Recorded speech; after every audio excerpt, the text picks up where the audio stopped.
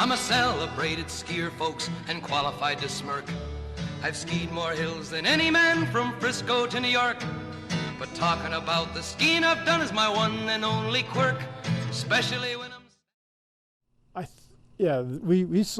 we've seen individuals, particularly this one lady I do remember that bought everything. You know, she bought the skis, she bought the boots, she bought the whole outfit, and she got a ski instructor to go over to Buttermilk to teach her how to ski, a half-day lesson. You know, half-day lesson, and then she did that just to get to Cloud 9, to go up to the top and to partake in the party. It really developed with the times over the last couple of years that it's becoming this hip thing to spray champagne on each other. We do had, however, some pretty spirited parties, and let's put it that way. It happens at Cloud 9, it stays at Cloud 9. We have a saying in Sweden called Sjunde himlen, which means the seventh heaven, which is essentially Cloud 9, or, you know, Heaven 17. So Cloud 9 was the English word of that, but I like what it's a very fitting name for that place. It really is.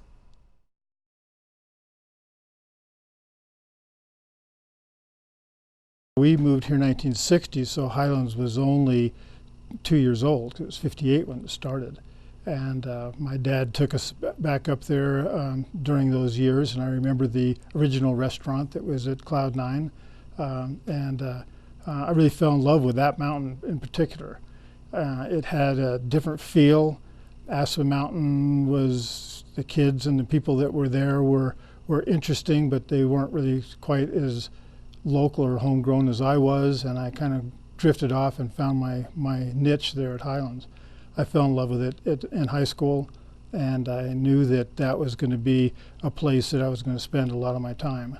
And I went to college, figured that wasn't for me either. I wanted to be a ski bum. I figured it out, and came and washed dishes at the Merry Ground restaurant for 1 year for Freddie and Everett Pierce. And then the next year I got on the ski patrol. And our introduction of that was into the patrol building in which the Cloud 9 restaurant is now, and we were in the north half of it, and then the south half was a wine and cheese picnic. And the difference was back in those days that if you had 10 or more people that were invited from WIP, you'd get a free picnic thing. And we as a patrol, we started doing a show there. In other words, we started jumping the deck. And that deck jump started in '73 and went on till '93. For 20 years, we jumped the deck probably sometimes up to 80 times a year and put on shows. And it was really cool to be part of that energy of that building. You know, you say my life on Cloud 9. Well, that was it. It was a place that brings back fond memories from all the things we did there, because we were young men in a time of Aspen that was very interesting to be a young man in Aspen. And it was a place that had always been somewhat different. It is a maverick. It is just a little bit unhinged sometimes, and we were graced with people that understood that and allowed us pretty much to be ourselves. You know, we knew that we had a job to do. We had guests that needed to be taken care of. We had avalanche control work that needed to be done. So every day we went about our business, but we also had an opportunity to interact with the guests because of putting on the show and because of the wine and cheese picnics. And as young men, you couldn't wait for some of the college groups to get there during the spring breaks and that kind of stuff, because it was a lot of fun. There was a restaurant that WIP built up there in 1963, and it was really a showcase at that point in time. You know, it was up at a high elevation. They had a great view of the Bells and Pyramid and that whole valley up there, and all down valley, all the way down to Sopris, you know. So you really got to see a beautiful view. I think it was a very enjoyed restaurant at the time, but it was very short-lived. It burnt down in 1967, and shortly thereafter there was a a little patrol shack was there for about 4 years. The patrolmen made a jump right outside the door there, and they did their own, just for their own entertainment, they jumped. And then in 1971, the building was put in there. You know, the building we know of as now is Cloud 9. And that building just is, I don't know, almost historic in a way that very few things can be, you know. People can be, but things like that are not usually historic. But there's something about that building, something about that place that people let their hair down. It's like a place that they can really have fun.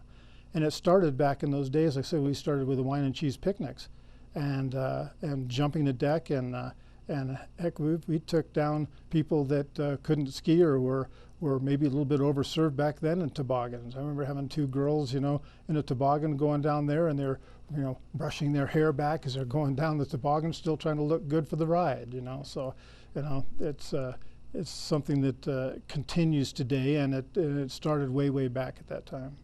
And that's kind of about the story of Highlands. We always kept pushing things all the time. And the building itself, you know, the Cloud 9 building, you know, was a party scene in the 70s that rival in certain days would rival even what's happening there today. It was all cheap wine, as Mad Dog 2020 and Spagnotta. You know, it wasn't what Andreas brought and what Tommy's serving now, but it was, you know, it was cold cuts, you know, on sandwiches. But yet, still that party atmosphere, that energy, and I think that's what it really is skiers have an energy that is untold inside of themselves, because there's a life force in it. And so whenever you get to enjoy that with other people in their company and have a party and to kind of describe your day, you kind of imagine it being back in the old days of the Limelight Lodge, you know, sitting in front of the fireplace with the St. Bernard. You know, that same type of thing happened back in the 50s. And then you see it happening in my time of the 70s and 80s, in which it was the wine and cheese picnics up there. And now you see it with Andreas, with like starting with classical music and kind of ending with rock and roll on a day. But then it was always the stories being told at the table of while you're having a great meal. And then Tommy bringing into even to the next level, in which the great meal is there for the 12 o'clock seating, and the 2 o'clock seating is pretty much about getting down and having a hardcore party. And I think that energy is just, it's been in us since the conception of skiing, and I think that we get to live it every day, maybe a little bit different form now than what we had in the past. Well, particularly the 2 o'clock seating is the seating that we know that the people get reservations for, that because that's what they want. They want to still have a good meal. You know, they kind of get through that kind of quickly, and then the champagne starts flowing, and the champagne starts to get sprayed.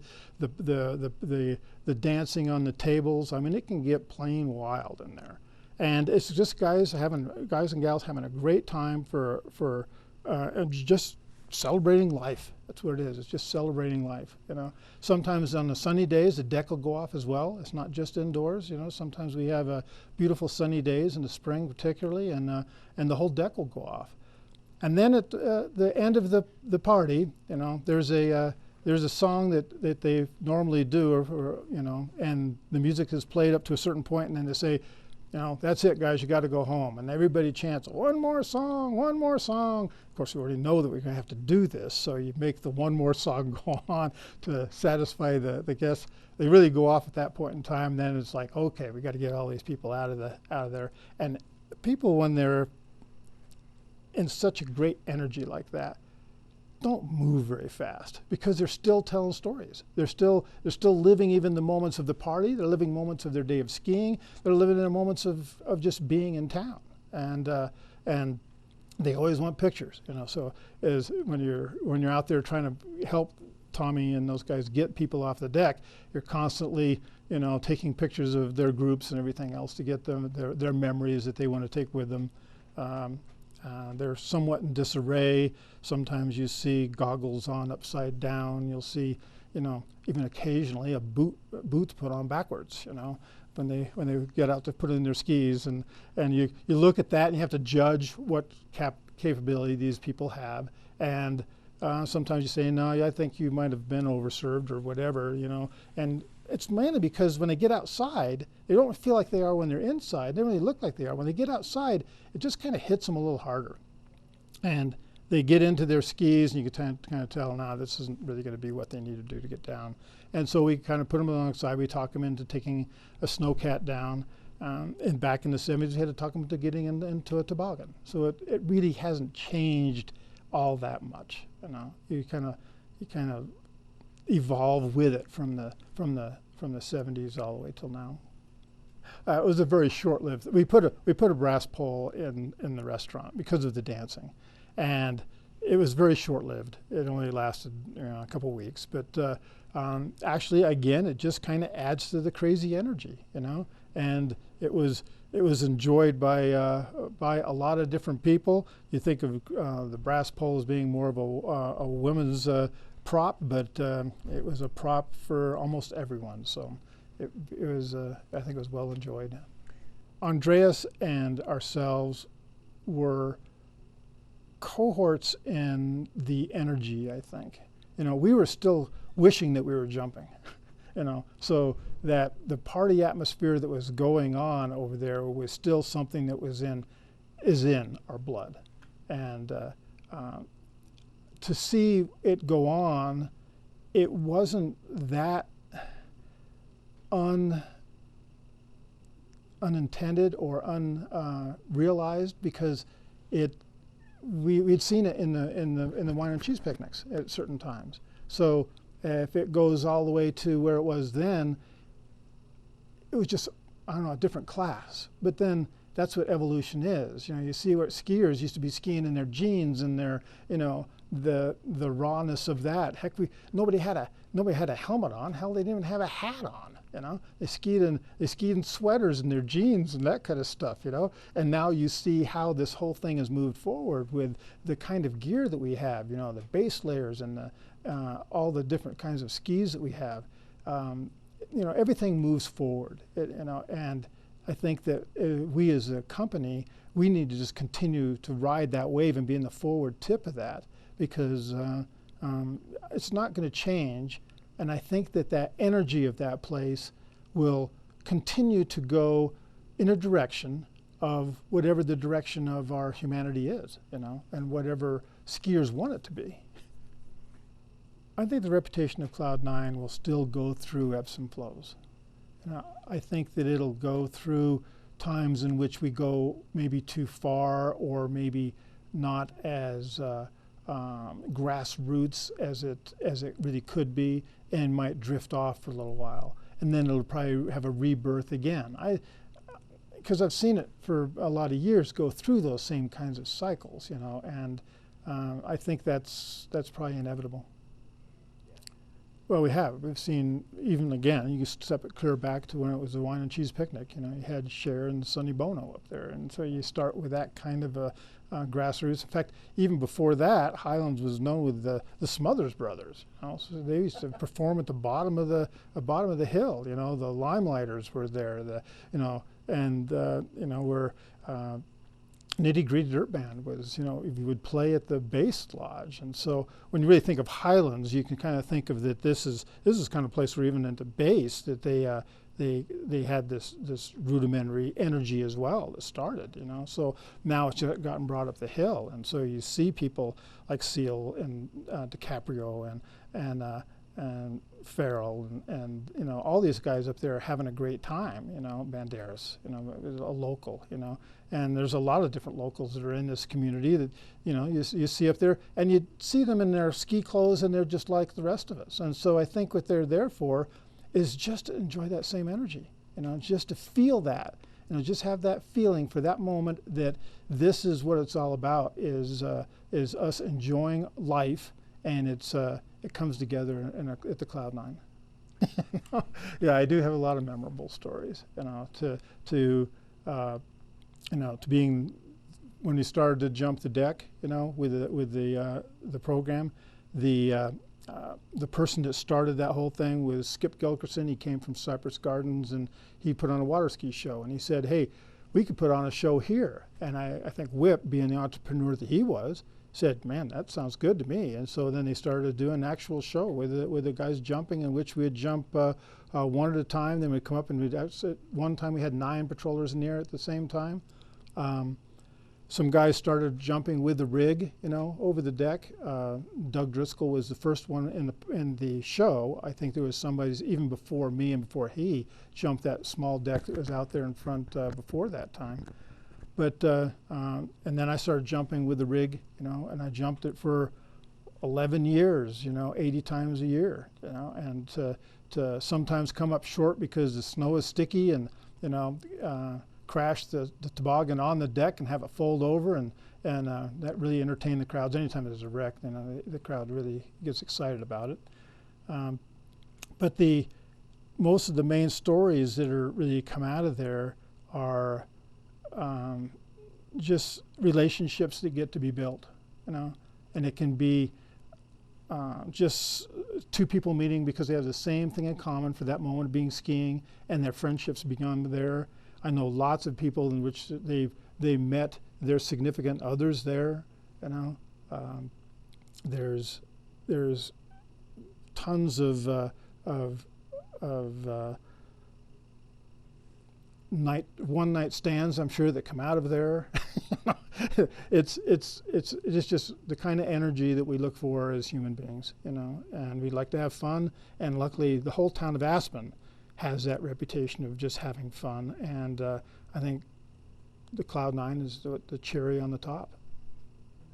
When we actually, the very first time we started doing our show, we actually had our guests on picnic tables, and they're actually eating underneath us, and we jumped over them. And we did that for almost a season. I don't know if we had as many as 80 shows that year, but we had a lot of shows. And Lloyd's of London was the insurance provider for WHIP, and they came up there and said, yeah, I don't think we want that to be in. I don't think we want to take that exposure. So then we had to move the guests off to the side in order to continue our show. You see people that aren't professional partiers that just really, they can't believe they're in this scene. They're there for the first time, the only time maybe that they'll be there. And they can't believe that they got an opportunity to be in that kind of energy, and why, I don't know. They should know it's there at some point in time. Just go fly fishing, you find that energy at certain times. Any kind of a sport in which you have this camaraderie that builds, you're going to have that. And for some of these people, for it to being their first time it's almost shocking to me because I live my life in it, But these people come out of there just saying, this is the most fun I've had in my lifetime. And isn't that really interesting to hear that, and hear, I'd say, daily, because I'm down there quite often to help, just examine people going out to see if they need any help. And I'd say it's a daily occurrence in which I have people come to me and say, this is the best thing they've ever done, We see people take tremendous efforts to get up there because it's a ski in, ski out place. And you'll see people that will, particularly women, who will go down there and rent snowboards or skis at the bottom. Never been on a snowboard, never been on skis. Take the snowboard ski, go to the bottom of the exhibition lift, ride up the lift with their board, their skis in their hand, get to the top of exhibition, sometimes just walk to the bottom of Cloud 9 lift, and get themselves up. They have to put their skis on at the bottom of 9 or they won't load them, So they put their skis on at the bottom of 9, and then they get up, they fall off the ramp at the top of 9, they walk down there, and this effort that they put into it is just amazing. I've seen people rent AT gear that have no business being on AT gear, that they'll start rather than taking a lift because they hear that you really have to be able to ski up there and the lift won't load you. So they say, oh, I'll just walk up there. So they get this AT gear on and they start skiing up, and they're all dolled out. And guess what? They got their skins on backwards. And so their skins are slipping on the bottom of Jerome down there, and they can't figure out how to do it. And sometimes it's very comical. It's entertaining. It's, okay, no, you got to take your skis off. Let's switch them around this way. So then they'll grip, and you watch it. Oh, this is how it works. They get wore out before they even get to midway, though. They very seldom make it to Cloud 9, but they try to put out that effort to do it. We had about 50 seats, 45, 50 seats inside, and on the deck we started a little bit later. In the year, we had another 50 seats. So in reality, you had about 100 seats. So in a very marginal outfitted operation, we really had to kind of put that together to be able to produce something well. Same as on the beverage side, we took we took some three bottles of red wine, 3 bottles of white wine, in a very fairly priced, matching the prefix menu, which usually came with a soup or salad, changing the soup to the seasonalities, and then 1 vegetarian dish, 1 meat dish, 2 desserts. So that was a fairly small outfit. It was not really with a lot of glamour, but it was well cooked, and we put a lot of efforts in it. So with that said, people really start liking the simplicity and having a couple of glasses of good wine. It's not necessarily a box wine. It's some really nice bottled wine out of California, and international is one.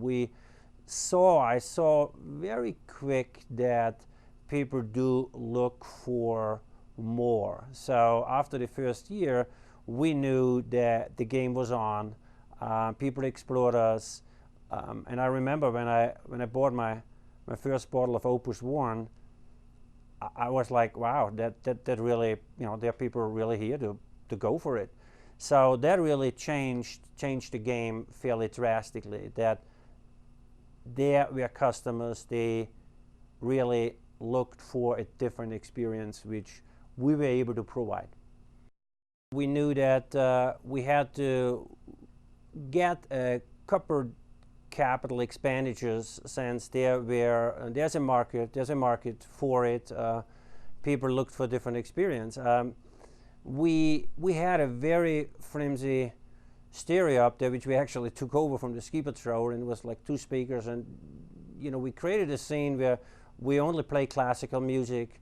So that really was that was very unique. You just didn't have that, and you had a good glass of wine, and you had a good plate of food.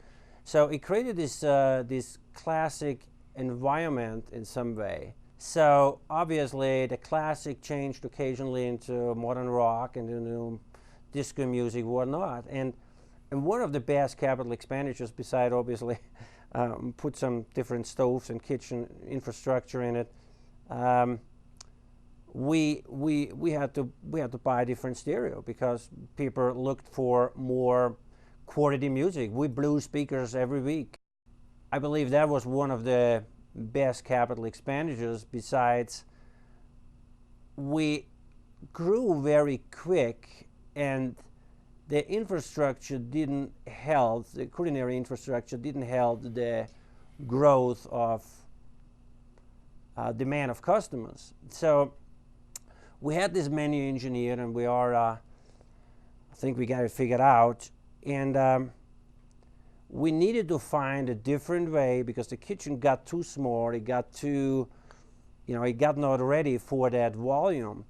So we said, watch this, guys. We're gonna buy raclette, and we're gonna get fondue, and we let the customer cook it himself, and we charge him double. Easy. So that was actually a great concept. It really worked out because people really liked it. It just get off the handle. The only problem was raclette oven needs a lot of power, electrical power. So with that raclette ovens, we blew fuses probably every 5 minutes of the service. We did have some very good support from our higher ups and from the ski company in general, and we got infrastructures supported with higher power IT lines and upgrade. We had a very great mountain manager at that time, and he really supported us because he saw the value of what can be and what can be done.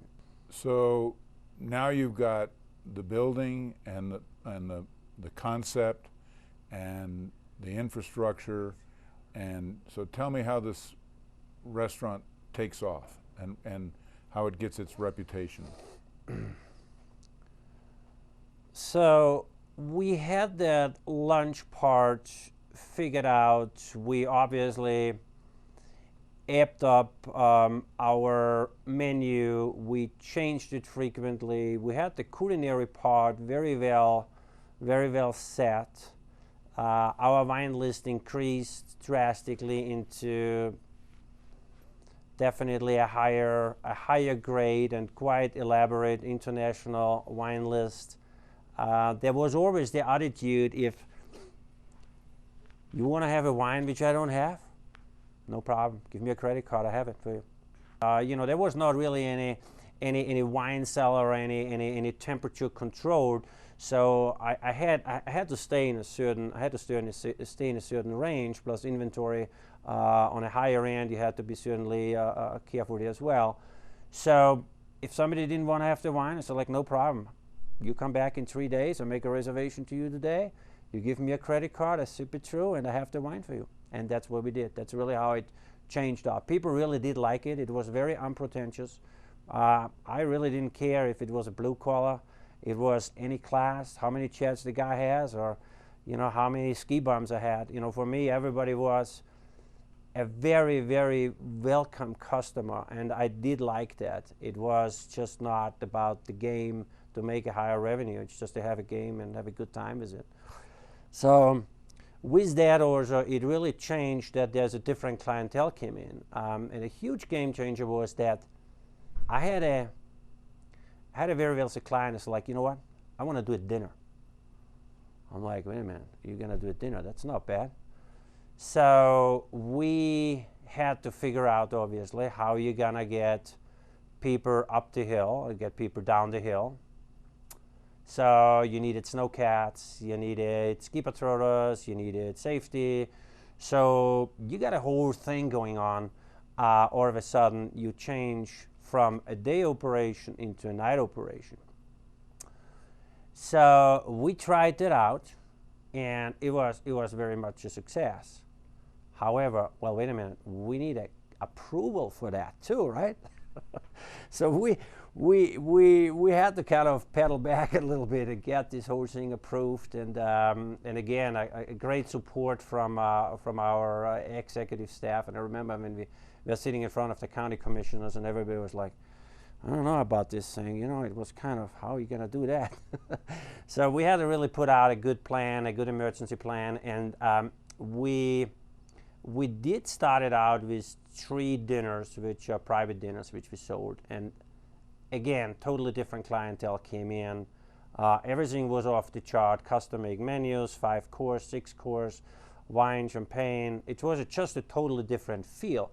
And it was cool, it was sexy. Plus it was cool, it was cold as well, because the snowcat was open.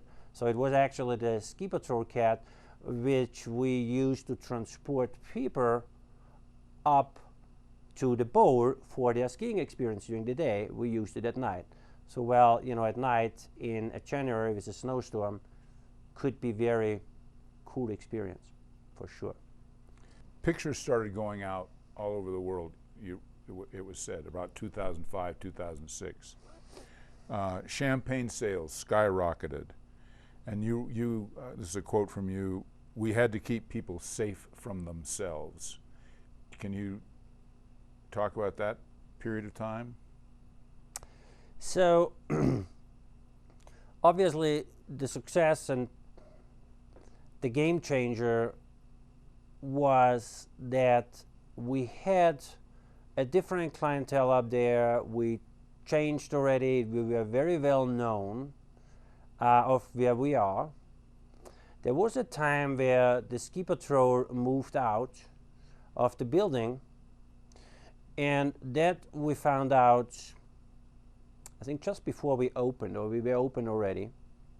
So all of a sudden I inherited a whole building by itself and a whole room by itself, and we did not really had a concept again with that. So what came really out there is the typical European hut, warming huts, So to do this in a last minute scale, we just took a chainsaw, cut a window in it, put a refrigerator, put a cash register, and make a soup salad. And you come in with your own food. It was just very casual, and that was the Cloud9 soup bowl. Became an instant hit with obviously locals, also with tourists, hasn't been seen before. That was something, wow. So with that, different concepts, sit down, low-key, warming hot. During the same time, the iPhone became a very important tool for many people. Cannot live without it anymore. So we had this saying, it happens at Cloud9, it stays at Cloud9. But then the iPhone came and everything changed since people liked it, made pictures, posted on Facebook, whatever was out there, so that media by itself was, quite frankly, one of the best marketing tools we ever had. We could not spend the money on marketing what just people send out the pictures and where they are and how cool it is and how cool the setting is and how unpretentious. Look at, you know, it was fantastic. And there was literally every class of people were sitting together and having a party. And that was very, very, it was very fulfilling. It doesn't really create an environment for an upper class or lower class. It was classless, and the whole place was actually class act. So with that thing, it really did change. The iPhone put us on a success rate for sure. What were people taking pictures of that were so captivating? What was, I mean, a picture doesn't tell the story of people's class. What was going on? So, you know, with that, obviously, in the afternoon, on a sunny afternoon on deck, things can get quite spirited. You know, we certainly had, you know, some nice drinks. We had certainly some good wine lists with people really indulged themselves, and it just, you know, it was unpretentious. People danced on the tables. Finally, we figured out after I don't know how many speakers and how many stereos, but finally we figured out that we really have a good place and a good stereo. And, you know, the place became a party. And it really became a party at, you know, 3 o'clock, 2:30. We didn't choreograph it. There were people just wanted to having a good time. We didn't have any, we had some basic music, but mostly people brought their own music because they had the iPad came out at that time or was out there, and people were lining up to put their music preloaded and play that. It was a big hit, so we had to actually start working on it. 50 minutes, okay, 50 minutes your iPad, 50 minutes your iPad, because people were lining up and they really wanted to get that. So it all of a sudden became a good party. It really did. It was never really again choreographed. It just exploded. You know, we had this group over here, and here were the Australians, and here were the New Zealanders, and here were the Brazilians, and here were the locals, and all of a sudden this place exploded out of nowhere. And that was good. Very cool. You started with this, let's go back. How many people first started going there? And now you have to book months in advance, and it's packed all the time. How many dinners or lunches do you serve? And per square foot, it's probably one of the most successful restaurants in Aspen, right? Can you kind of paint that picture? If you really look at the statistics in the restaurant industry, Cloud9 breaks the door, there's no doubt about it. First of all, check average is very high, food is very high, and you really can choose of how big of a wine you want to drink, how much champagne you want to drink. So that's obviously, you know, that's big. With the growth of the business, with the growth of people, and customers, we had a huge reservation list going on there. People wanted to come in. They called in the summertime already for December reservations. Dinner became obviously a very big hotspot. Again, we started out with 3, we ended up with 50, and I don't know how many the guys have up there now. It just became a place to have a party up there. And obviously, we had some fantastic staff members, and I have to say, every day they make this happening up there. You have to picture, you're at 11,000 feet, you have about 300 people dancing on chairs, dancing on tables, try to do, try to have a party, and then you try to serve food and, serve wine and do your job. That really takes a certain breed of employees and staff members. And over the years, it was absolutely fantastic from what we have. There's many still up there, and for the chefs up there, it was definitely an eye-opener. Then this is not just cooking. Well, you cook at 11,000 feet. A gallon of water takes a little longer to cook than on sea level. So it certainly gave quite a few chefs the eye-opener of what can be on challenges, what can be up there. Do you have famous people that come up there? Do you have? You don't have to name anybody. If you wanted to name somebody, you could. But isn't it one of the most coveted dining experiences in town? I mean, if people are going to come to town, they're going to go to 5 places. Maybe they go to Pine Creek, maybe they go to wherever Cash, but they also want to go to Cloud 9. And can you talk a little bit about that? And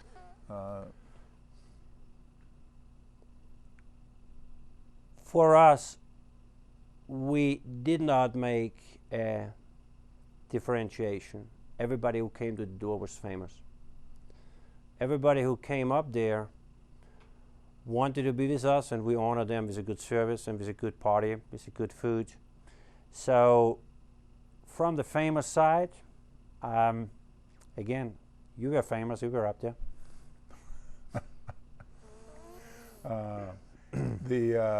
Thank you. I'm flattered.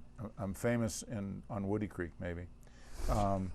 Anyway, so you've been all over the world. You've seen restaurants all over the world. You've been on the QE2. Is this a total? Put it into reference of the world of dining. Is this an experience that people should have if they appreciate good food, a good atmosphere? Is this a unique restaurant? Is there nothing like it that you've seen anyplace else? Can you kind of put it into perspective?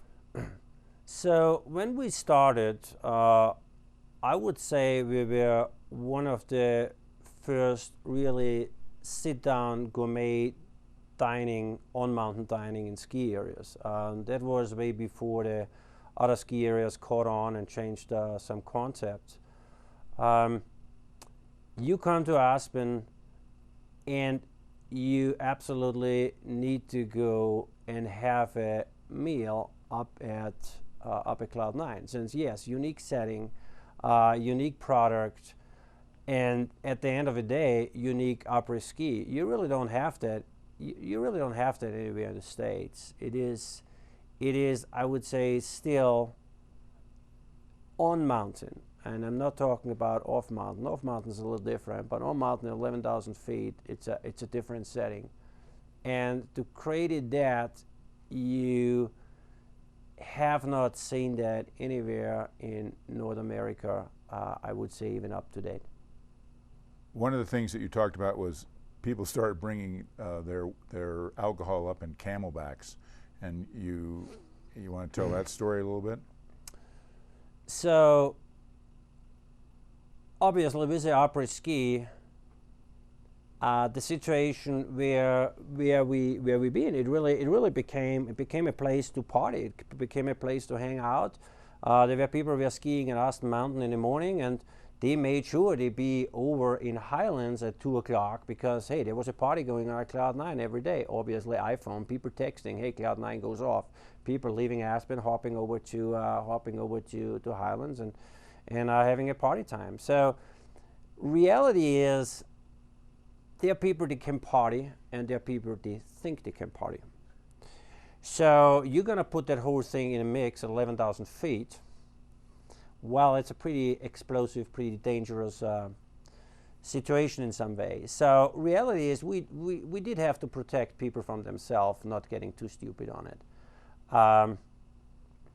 With that said, we did have to change certain setups, and you know, I remember very well when we kind of had a hard liquor, I would say hard liquor ban, since people really couldn't hold that, and you know, I kind of try to figure out why these guys are all getting so boozed up and what's going on there. So I had this spot where you really can oversee the masses. And I checked this group out, and they all went to the same camelback and all drank from the same camelback. So, well, these guys got into the dancing, and I checked on the camelback as well. Everclear, vodka, all this good stuff. So we certainly had to change and, again, protect people from themselves in some ways. You know, at the end of the day, it's not always fun to collect collect people and get them off the hill, which, you know, put a lot of pressure on the ski patrol. It still does. And it also puts a lot of reliability on everybody who serves alcohol, and also who jumps in a car down at the base. So we certainly had to change a couple of things. Again, if somebody wants to get drunk, you get drunk. You know, there's no doubt about it. You cannot probably prevent that. At some point you decided to leave, and you turned the business over to Tommy. Can you talk about that decision, and then what it meant to turn it over to someone else? So after that extended time, you know, I'd be over 35 years in corporations. I kind of looked for something different in my future career, and it had certainly nothing to do with the company. I needed to do something for my own, which I got a very good opportunity to build and buy a restaurant in Carbondale, which I lived there since quite a long time. I know the locals quite well, and I really enjoyed that, to create something different, and obviously it was on my own. So time came where we really had to make a decision as a family and say, like, okay, well, we're not going to go into the corporate further. We're going to do our own little business, which we did. This site and this restaurant is so unique, with all these little quirks and logistics and players involved, that you really needed to find the right person for that. I believe it ran a year or 2 years without a manager. And then there was a gentleman, he had a restaurant in town, was very well known, was also from European descent, understood the mountain, and he did apply for the job. And that was the guy right from the beginning where I thought, you know, he's a guy who can put it off. He really is. With all the little things out there, I think he has the stamina. He's able to pull it off, and he did it for, I believe, the last 7 years or 6 years now. So good job on that. Tommy took that thing over. I think he learned a lot in the first couple of years, and now he's enjoying the ride, I guess. This is Legends of Aspen. I'm Tommy Tollesson, and I've got some stories to tell. I grew up in Sweden, and when I grew up, skiing was a huge influence of everybody that I knew and knew of.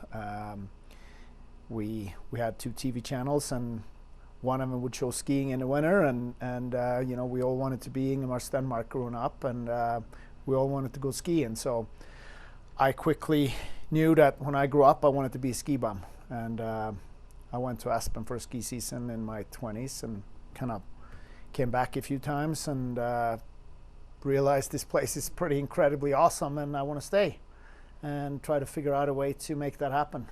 And what was it that struck you in such a way that it was incredibly awesome and you wanted to stay? I mean, there are lots of ski areas. What about Aspen makes Aspen Aspen?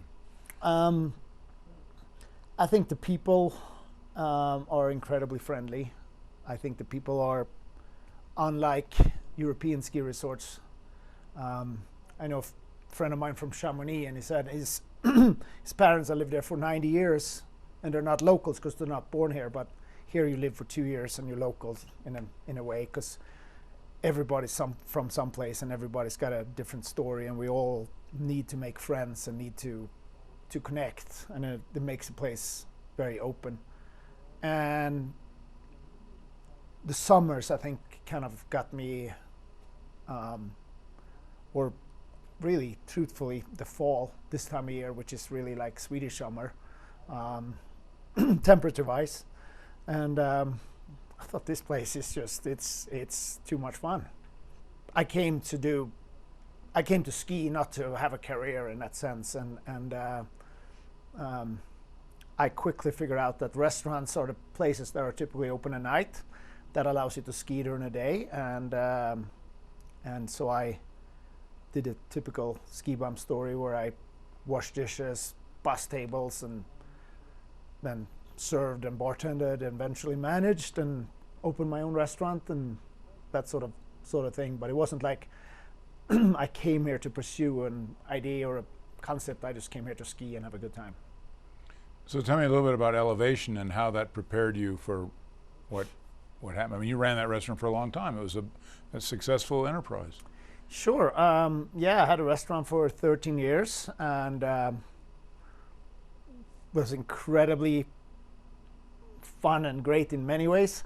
What I didn't have that Cloud9 has is a AAA location and sort of something that set us apart from the competition. So when I was down there, sort of stuck in a basement to a degree, I was always searching for ways to create business and to improve, and I don't know how many things I try to change to make things better, and you know, after 13 years just kind of just hanging on by a thread, and then it was time to move on, and the next move was good for me.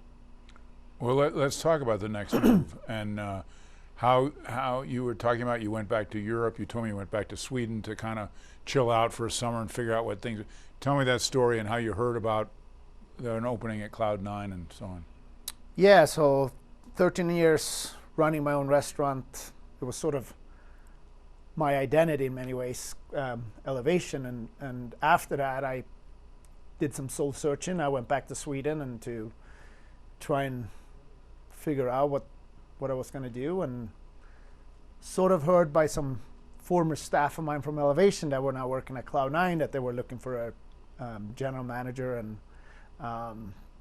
I always loved that place, and I contacted ski company and said, introduced myself and said, this is me, and this is, I think it would be a good fit. I have some visions that are in line with what you've been doing, but sort of emphasize certain other things, and went from there. Many interviews later, I got to tell my strengths and weaknesses, and certainly the office side of things were not my strengths and still isn't. I like to be hands-on. I like to be where it is, and they were really looking for somebody to treat the place like it was his or her own place, and that very much appealed to me, and I'm still very much treating it like it was mine. What was it about Cloud9 before you went there that excited you about going there? What I mean, other restaurants you might have said, that's not, I don't care, but Cloud9 was something special in your mind. Tell me why. Well, I was always a highland skier. I always liked the sort of the raw, rough element. It was, in my opinion, a very local, down and dirty place sort of thing. And prior to ski company with the old lifts, and we would sidestep snowpack for a couple hours to get a day pass and that sort of thing. And there was this little cabin. I used to be patrol shack, and the location is just, it's out of this world, right? I mean, it's just so pretty. And but it's not just like any other restaurant where you drive up in Valley Park. You actually have to pay your dues to get there. You know, you really have to learn how to ski, and it's not a beginner mountain. You have to be or should be a decent skier to make it there. And most of the time, when I ever splurged to go to Cloud9, I hiked the pole, I did something. So already my day was like one of the best days of my life when I walk into the restaurant. And then I'm like, wow, this is, Andreas would be there, and it's just this distinct European flair and the views, and you were in heaven before you even started eating the food that's incredibly good as well. So you're starting way ahead, as opposed to a few steps behind where I was starting running a restaurant in the basement. So you come on board and you look at this place. It's very successful.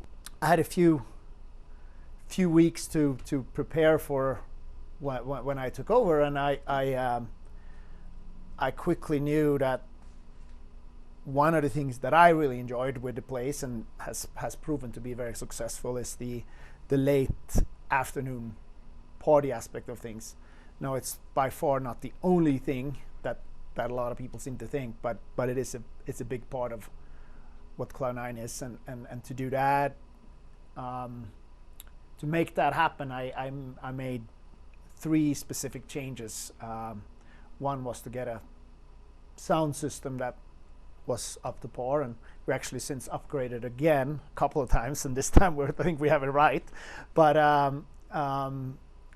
the other one was to change the seatings. You used to be able to come at 1 o'clock and sit for a long afternoon, and partially I wanted to maximize seating, so I turned it into 2 seatings so we can get as many people as we possibly could. And I also wanted to make sure that the people that came at 2 o'clock stayed till the end, because it's sort of a lunch and a show, if you will. So if you came at 1, and sometimes people, you have a half-empty restaurant by the end of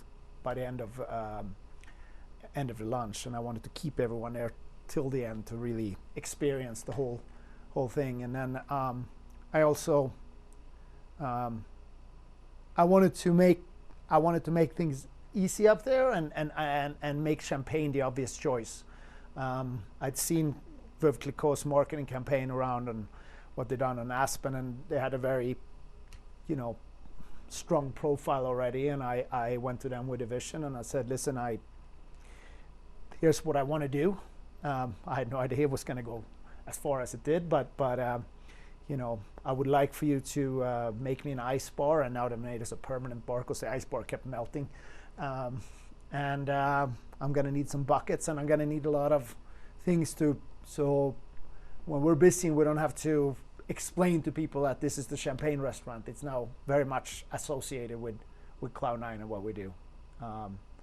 So those were sort of the 3 main things, and I've done I'm constantly thinking about ways to change or improve or better the restaurants, as I think we should always think about ourselves in that way. But I'm pretty happy with the way things are going at the moment, but should never stand still and never be stagnant.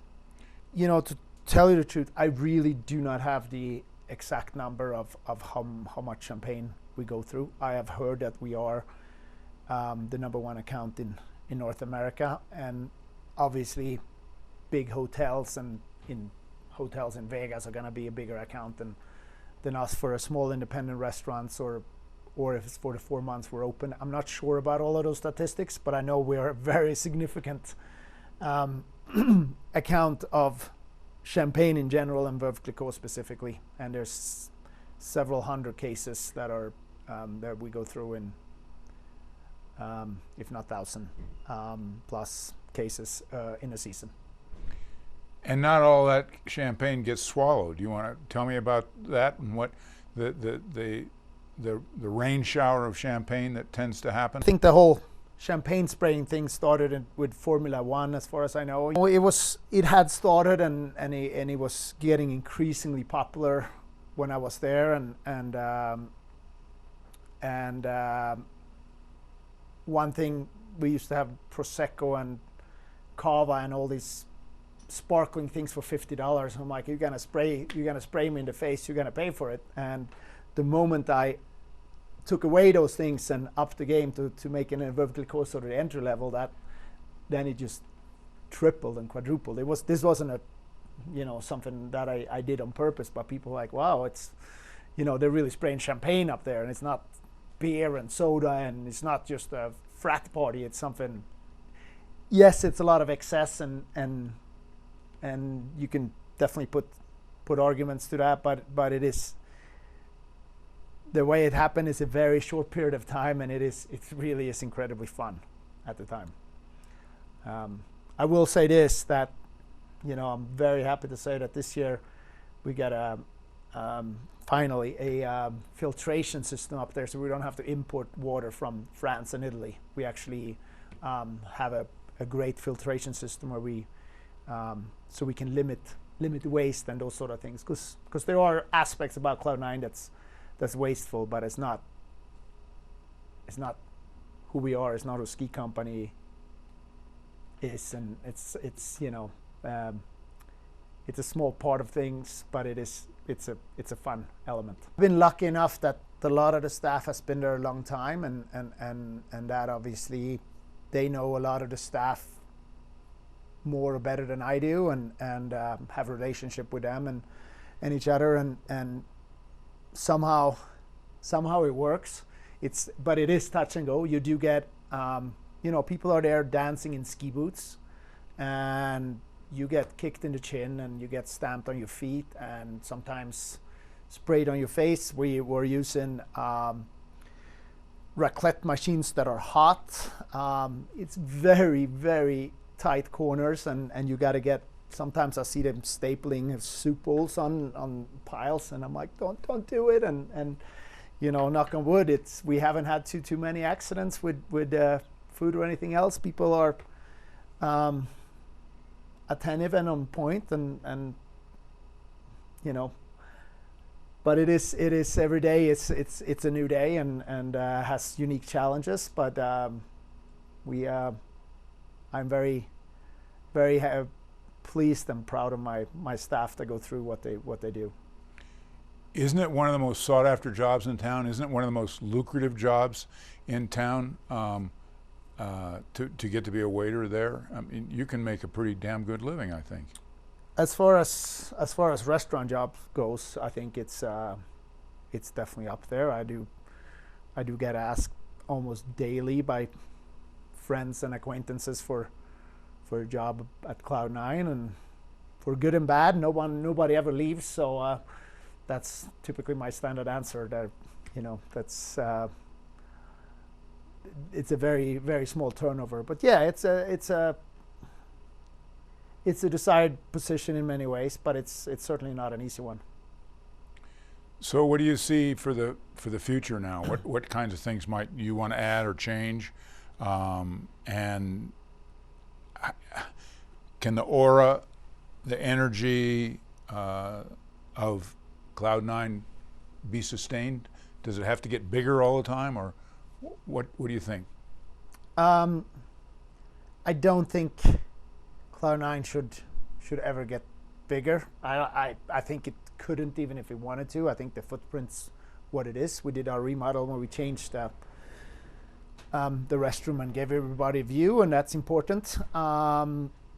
So growing in that sense, every year I think we're not gonna grow anymore, because we're already maxed out, and every year we have grown our revenue. But I think we're really you're not gonna see a lot of empty seats in there, or you haven't the last couple of years, and so as far as growth, I think that's. I don't think that's in the future necessarily. I don't think that's a goal to franchise or to do more Cloud9. I think it's what it is. It's a very unique place. Andreas and the crew from initially built a fantastic place, and I've added my element, and what it will look like in 5 or 10 years, I don't know. I think everything is changing, and people's needs might change and people's view, but I really like to think and hope that there will be a beautiful restaurant at that location, and I don't see any reasons why there wouldn't. Can you tell me about the kind of clientele you have? It seems to me it's a must-do experience now. So you must get celebrities, big-time business people, famous athletes, whatever.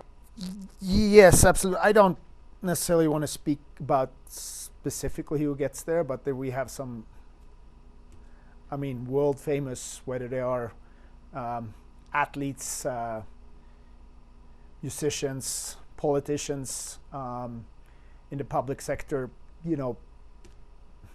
from the biggest companies in the world. There's people, there's just models, and there's all this, you name it. And then there's the skiers that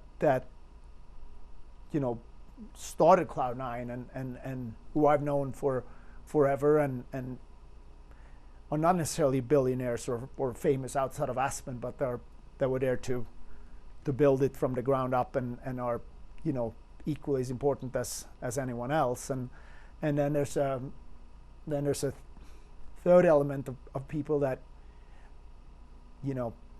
my favorite is when Ski Patrol stopped a couple of girls from, I don't know if they were from South Carolina or Alabama or someplace, trying to hike up the mountain in high heels, and they're like, "Where you think you're going?" I'm like, "We're going to Cloud9." And Patrol, I don't think so. Like, you're not hiking up to Cloud9 in high heels, not hiking up there, period.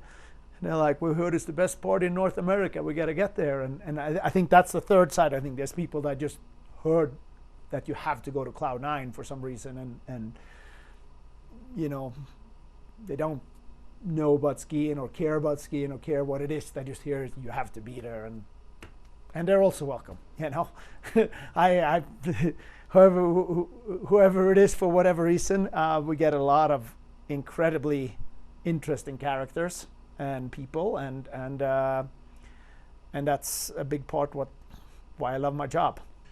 When people ask me how Aspen's changed, I say in the 60s, maybe into the 70s, it was a town without social stratification. You'd go to a party and the mayor would be there, and the editor of the newspaper, and a doctor, and a ski patrolman, and a lift operator, because they were all fly fishing buddies or whatever it was. Now, in this town, it doesn't seem to me it works the same way. There's this class and this class and this class, and they're more isolated. So I think what you've created there is maybe the great mixing bowl, if you will, of all of Aspen, and it's the one place you have what I'll call a really genuine Aspen experience. Does that make any sense? Do you want to talk about that? When I came here in '86, and I'd been here for a couple of weeks, and I remember the first thing that stuck with me was someone saying that I'm leaving town. It's gotten to be too glitzy. It's not what it was. I'm getting out. And while that probably was true in '86, it might be more true in 2017, 2018. But at the same time, I think the mountains are still the same, and a lot of people, when you get to know them, really are still the same. And at Cloud9, everyone's in their ski gear, and everybody has to make it to this remote town called Aspen, to this remote mountain called Aspen Highlands, and ski up there. And then once you conquer those two things, you have to be lucky enough to get a reservation and get into Cloud9. And people have their guard down. People are extremely humble and nice and you can't tell in their ski gear how well off they are, and most people really don't care, and that's nice, and it's really how it should be. Could you have a better job if you're going to have a job? Could I have a better job? If I was going to be employed by somebody else, which I guess is definition of a job. I don't know if self-employed, I guess, is still a job. No, I'm definitely you know, as long as I'm doing restaurants, and you know, I like to think and hope that I'll be involved with restaurants for a long time to come. I think that Cloud9 is definitely hard, if not impossible, to beat. So yeah, no, I'm very happy where I am. What's your advice to people who want a reservation? So if you do want a reservation at Cloud9, well, I mean, my advice is first and also to look at, you know, what's your number 2, 3, 4, and 5 option, as opposed to I got to be there at New Year's Eve at 2 o'clock. Then you say, well, Saturdays and Sundays go fairly quickly at 2 o'clock. But there's really no difference for a Tuesday, Wednesday, or a Thursday. So, you know, try to get in those times. We don't release the bookings until 30 days out. So get on Open Table by midnight Mountain Time, and punch and try to be lucky. And if not, oftentimes it works to ski by. If you happen to be skiing up there and know that you're going to be at Highlands, and you really want to eat there, and you can't get through, and you can't get a reservation, and I get it, it's hard, and I wish we could help you more often than we do. But the people that end up being on the mountain stick their head in and be like, we're going to be where there's 4 of us, we'd love to eat there, then a lot of times we can do it. And then, you know, noon is a lot easier to get in. That's not the crazy party scene necessarily. It's a great, beautiful lunch. And I also say that the night events are super fun as well, and they're typically easier to get into. If you have a good group to come up at night, that's beautiful. You don't have to ski. So there are several options, but one way or another, if you're here for more than a few days, then typically try to find a way for you to get in there. But we can only take so many reservations. It's a small little cabin. Can always sit outside as well, and it's not something you're gonna get in our neighbor town of Vail or other places. It's something that is uniquely Aspen, and we're very happy and proud to be able to say that, and to be part of the Aspen community. You know, Highlands is a renegade area. It really is. It's a unique place. It is a place where you can relax, you can eat good food, you can drink good wine, you can party, you have to ski down, you just be up in a different environment. And that's really what a lot of people are coming for. They can be themselves. We made sure there is not, you know, we made sure there's not any, you know, any people clashing with each other. I think everybody has his place to be. It doesn't matter where, and I think that makes it unique for sure. Cloud9 is you can't say so unique, 'cause that's not. It is just unique. It's unique to the sport of skiing, and I think it encompasses everything from its history of the 30s of this town through today, and it all comes together in a celebration of our sport, I believe, in that building in the end of the day. And you get to see that kind of energy like you don't get to see it anywhere in the world.